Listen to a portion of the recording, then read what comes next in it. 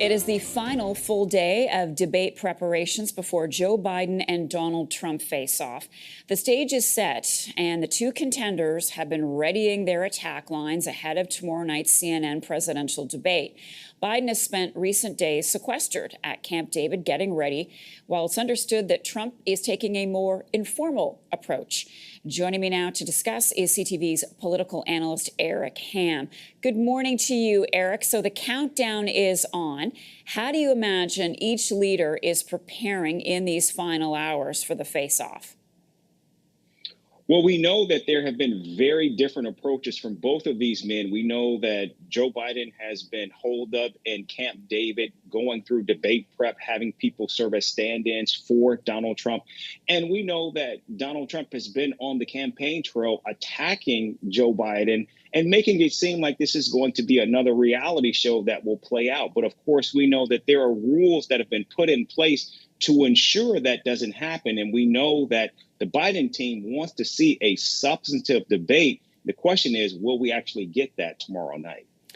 Well, Trump was asking the crowd over the weekend whether or not he should take it easy on Biden. Again, he said, which was not true, that they're going to give Biden some sort of injection to pump him up so that he'll be energetic for a couple of hours.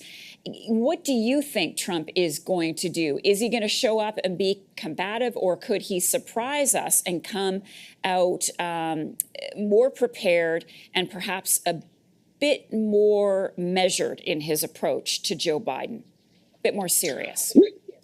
We have to take into account that nearly 40 years of debate precedents has been upended this time around. And much of that has been because, quite frankly, if you go back to 2020, the Commission on Presidential Debate simply did not enforce their rules. And we know how Donald Trump simply just used the time on stage to talk over the moderators as well as Joe Biden.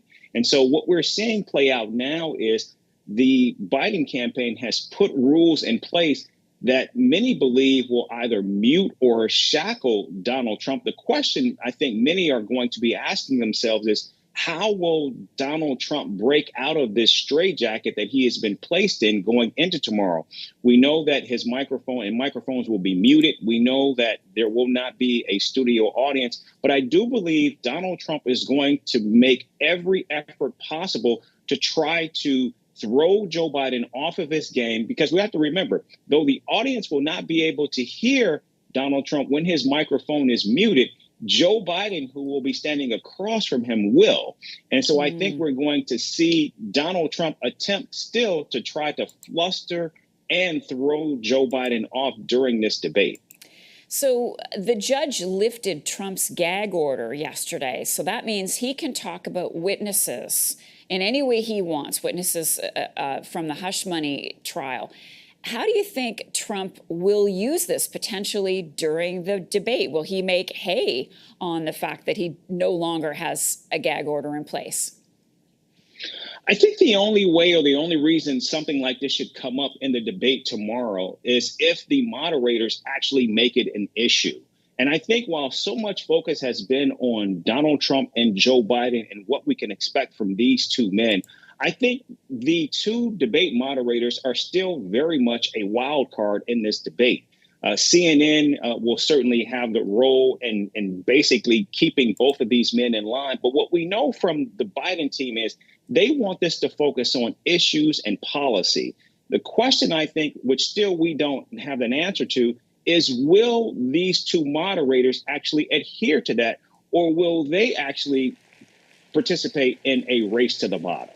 Questions that we just don't have answers to right now. I think we'll see play out tomorrow. Right. It's being hosted by CNN, and it will be simulcast on all of the networks. Jake Tapper, Dana Bash, and I think they'll stick closely to the rules. I also want to ask you about Donald Trump teasing that he will reveal his VP pick before the debate. It seems like it's narrowed down to Doug Berman, J.D. Vance, and Marco Rubio.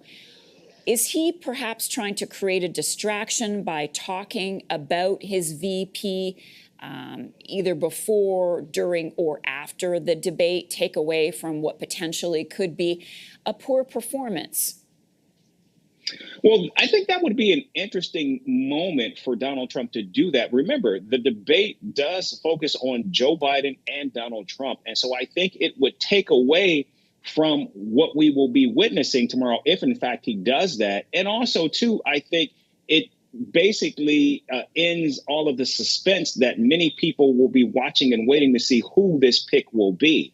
And so knowing how Donald Trump certainly likes to maximize the media effect, I think, given the fact that so many eyeballs will be on the debate tomorrow, to actually do that, I think would undercut what the people are actually going to be witnessing as it plays out. And quite frankly, it just doesn't seem like something Donald Trump would actually do, given how media savvy we know he is.